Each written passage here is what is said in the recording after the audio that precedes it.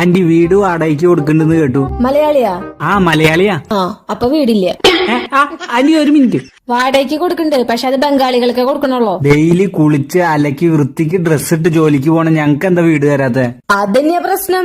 നിങ്ങൾ ഡെയിലി കുളിക്കും, ഡെയിലി തുണി അലക്കും. നമ്മുടെ ബംഗാളികൾ അങ്ങനെയല്ല. ആഴ്ചയിൽ ഒരിക്കലോ കുളിക്കുള്ളോ, മാസത്തിലൊരിക്കലോ തുണി കഴുകുള്ളോ. എനിക്ക് ഈ കറണ്ട് ബില്ല്, വാട്ടർ, മോട്ടർ ഒക്കെ ലാഭം. അതൊക്കെ പോട്ടെ, നീ എത്ര ദിവസം ജോലിക്ക് പോവും? ആഴ്ചയിൽ 3 ദിവസം പോവുള്ളൂ.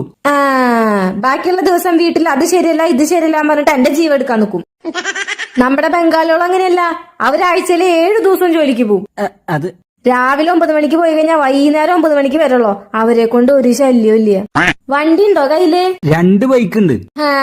എന്നിട്ട് ആ 2 വണ്ടിയും കൊണ്ട് വീടിന്റെ ഉമ്മർത്ത് വെച്ചിട്ട് വരുന്നവരും പോന്നവരും മുഴുവൻ വണ്ടി നീക്ക് എന്ന് പറഞ്ഞിട്ട് എനിക്കൊരു തൊഴിൽ ഉണ്ടാവില്ല. എന്നാ നമ്മുടെ ബംഗാളി ബോയ്സിന് പാർക്കിങ്ങിന്റെ ഒരു പ്രശ്നേ ഇല്ല. അതൊക്കെ പോട്ടെ, ഫ്രണ്ട്സ് ഉണ്ടോ? ഫ്രണ്ട്സ് ഇല്ലാത്തവരുണ്ടാവോ? അപ്പൊ ഫ്രണ്ടിന്റെ ഫ്രണ്ട് എല്ലാരെയും കൊണ്ട് വീട്ടിലേക്ക് വരും. ഇനി നിനക്ക് ലവർ ഉണ്ടെങ്കിൽ അവളെയും കൊണ്ട് വീട്ടിലേക്ക് വരും. ഈ വയസ്സാം കാലത്ത് ഞങ്ങൾക്ക് ഈ പൊല്ലാപ്പ് പിടിക്കേണ്ട ആവശ്യം എന്താ? അതല്ല ചേച്ചി. അതൊക്കെ പോട്ടെ, 1-ാം തീയതി പറഞ്ഞൊരു ദിവസം ഉണ്ടെങ്കിൽ ഇന്നാ ചേച്ചി വാടക എന്ന് പറഞ്ഞ അവര് കയ്യില് പൈസ തരും. നിങ്ങൾ അങ്ങനെയാണോ? ഈ മാസ ശമ്പളം ലേറ്റ്, സ്കാനർ ഒന്ന് കാട്ട്, ബാങ്ക് സർവർ പോക്ക് എന്നൊക്കെ പറഞ്ഞ തന്നെ വട്ടം. എനിക്കതിന്റെ ആവശ്യണ്ടാ?